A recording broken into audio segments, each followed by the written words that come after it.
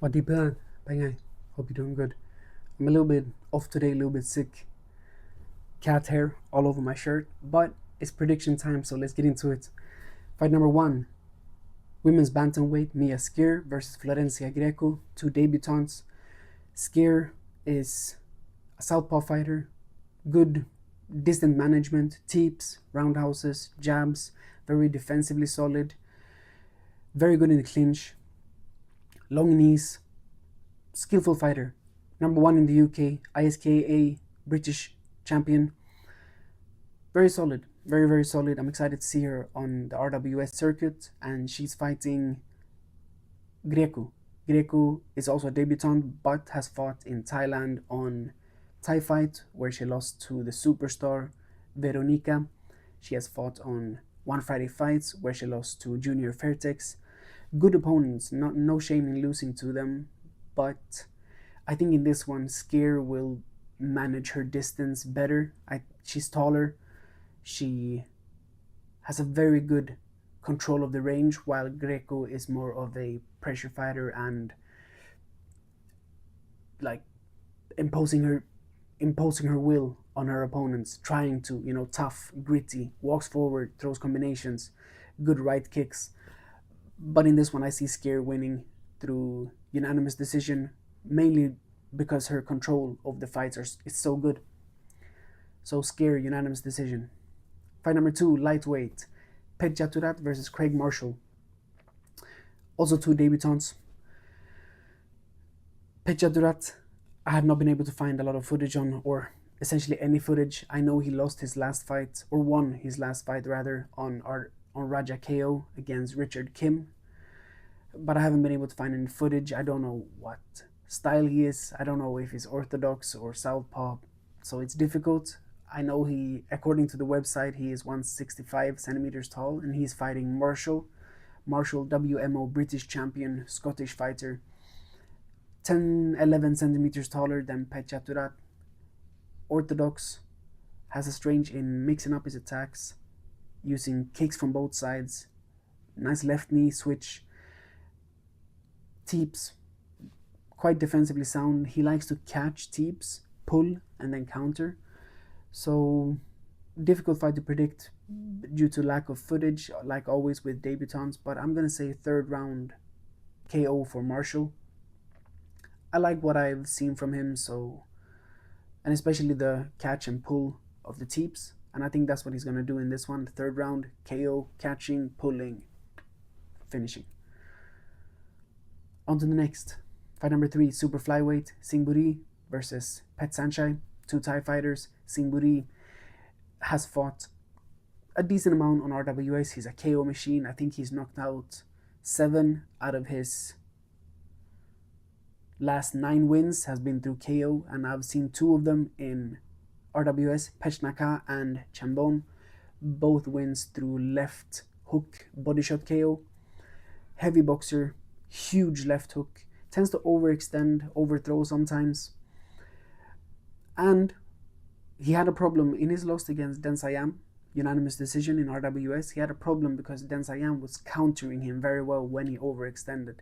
And I think that's something we're going to see in this fight. Pet Sanchai, Jitmagnon gym fighter. We know how fighters out of that gym are. They're tough.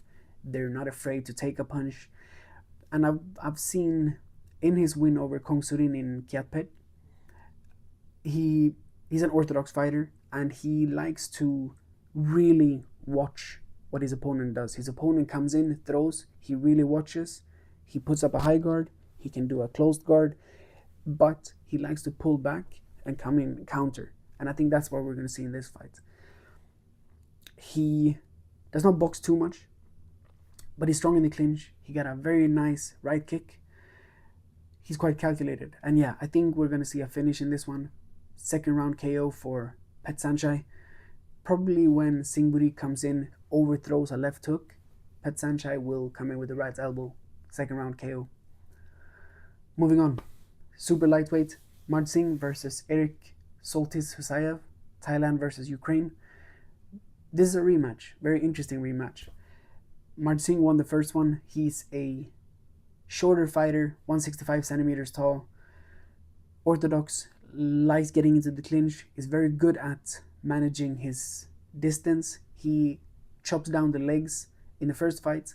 He chopped down the leg of Soltis and he came in to get into the clinch, putting together, mixing up his attacks, combinations, going to the body, going up high, even though Soltis is almost 30 centimeters taller, which the pictures look crazy from the way in.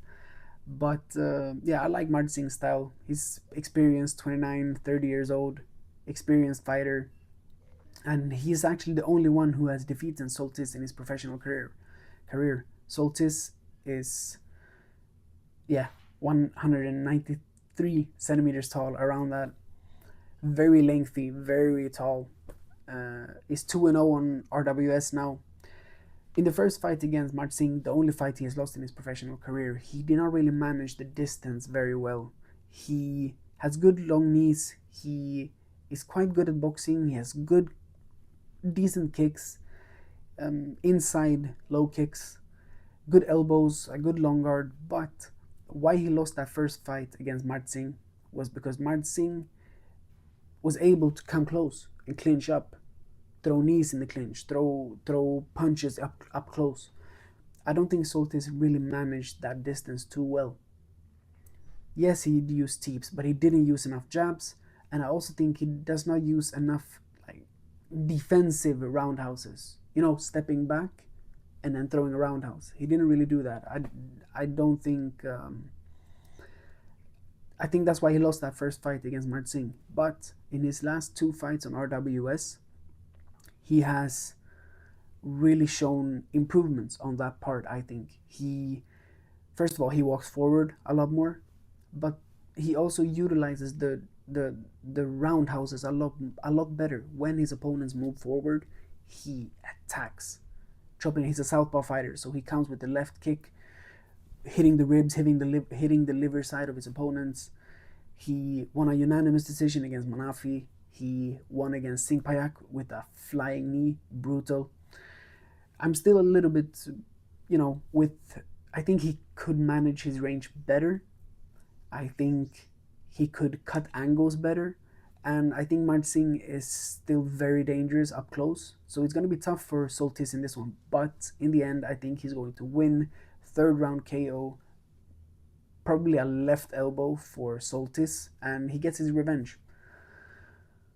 Moving on, fight number 5, welterweight. Kun Han Lek, Thailand versus Alexis Lagois from France. Kun Han Lek, Superbond training camp fighter.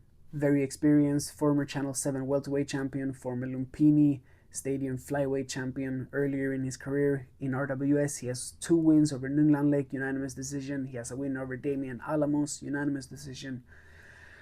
He has losses against Capitan and Dam, both through unanimous decision as well. He's an orthodox fighter. He's well-rounded. He has a good fight IQ.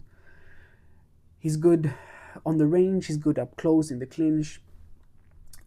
Very nice switch attacks. His main skill, I would say, is the switch attacks, especially the left switch kick and left switch knee. He also throws in some left switch crosses, but overall a very skillful, talented fighter who I believe is going to challenge for the belt in the future. He is 27, 28, so he's not super young, but I still believe he definitely has what it takes to challenge for the belt.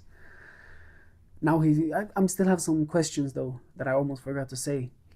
The boxing defense, when he fights a heavy boxer, he has some problems. That's why he lost to Capitan. Capitan put his hands on him, put together combinations, going to the body, going up top, and Kun Han Lek didn't really know how to deal with that. When he deals with a fighter like Nung Lan Lek, who throws elbows, who likes to go into the clinch, he's very, very good. But he has some problems with the boxing defense. When he can't control a tempo, when the fight gets into a brawl, I have my questions. But overall, Kun Han Lek is a very skillful fighter. Now he's fighting Alexis, Bang Tao fighter, WKM European champion, has wins in RWS over Pornpitak and Payak Srikon, both through elbow KOs, and that's where I see his main tool to winning this fight is the elbows. He's also good in the clinch, orthodox fighter, likes going forward, not as good on the back foot, but overall a solid fighter. Has some losses though, also to Capitan, lost to Tapao Keo, challenging for the belt, I believe, but lost that one with through knees to the body. Also lost to Award Kazimba through split decision. Um, Good fighter. I think they're quite similar in a way, both him, Alexis, and Kunhanlek. I just believe that Kunhanlek is a little bit better at those things. I think he's better in the clinch. I think he's better at managing his distance. I think he's better off the back foot. And I think we're going to see a fight where Alexis pushes forward in the first round, where Kunhanlek is okay with it. He's going to throw the left switch kick, going off the back foot, left knees going forward, putting together crosses, some combinations, mixing in some elbows. But then in the second round, mid second round, I think Kun Hanlek will take over. I think he will start walking forward more. I think he will push Alexis on the back foot. And as I said, Alexis is a great fighter, but not as good off the back foot. So I think we're going to see a fight that has two sides. Alexis starting strong, but Kun Hanlek taking over in the second round and finishing strong. I think we're going to see a unanimous decision win for Kun Hanlek. I have respect for both fighters, but Kun Hanlek, I think he's going to edge out a win in this one, unanimous decision. Fight number 6, the main fight of the night for the belt, RWS Women Flyweight title. Marie Rumey comes in as the current reigning second-time defending champion versus Rughaye Mohammedian from Iran, who is quite new on the scene, has only fought once on RWS. I think Rumey will win this one. Rumey is orthodox Muay Thai, defended her belt in the last defense, the first, against Jiti Manobjim. She showed an incredible ability in the clinch with her knees. I think she threw 138 knees in that fight, which is a record for a women fighter in RWS. And Jiti's not a bad fighter. Jiti comes from Manobjim, known for Muay Thai and Muay femur fighters. Very skillful, high technical ability in Chiang Mai. And Rumey dominated her. So I think we're going to see something similar in this one. I think Mohammedian is tricky. She's also orthodox. She has some boxing. She likes to throw right kick and followed with the right hand. So tricky fighter, but she is a little bit shorter than Rumey. Rumey is better at controlling her distance. She's a lot better in the clinch. A lot better defensively. And Mohammedian, while I think she's going to be a problem in the women's flyweight division going forward, she's young, she's 24, 25, she's definitely going to be a name to look out for, and possibly even for future championship fights, but I just don't think she's on the level of Rumey right now. Rumey is too good, I think. I think she's too good for Mohammedian, and I'm going to say Rumey will get this one done. I can see obviously a unanimous decision. She hasn't really, since she became a champion at least, she hasn't finished her opponents, but I think the level here is a little bit of it's too big, and I think the Snow Leopard Rumey will get a 4th round KO finish, knees to the body. I'll stick with that. 4th round KO, knees to the body, win for Rumey. Mohammedian, talented, but I think she has a little bit left to go to be at the real top. And then the last fight, fight number 7, super lightweight, Rasul Basian versus Suhair Abu El Fadl. Iran versus Morocco, 2 fighters that are coming in off kind of tough streaks. Basian should be 0-3 in his last 3 fights. 2 of those was in RWS, and then his last one was in Raja KO. He's 171 centimeters tall, around that. He is orthodox, boxing heavy, very tough, shows grit, heart. Lacks a little bit in the defensive end, does not move his head a lot, does not utilize footwork that well. does not really check kicks. He's more of a trading punches type of fighter. And same is Suhair. Suhair is 0-4 in his last fights, I believe.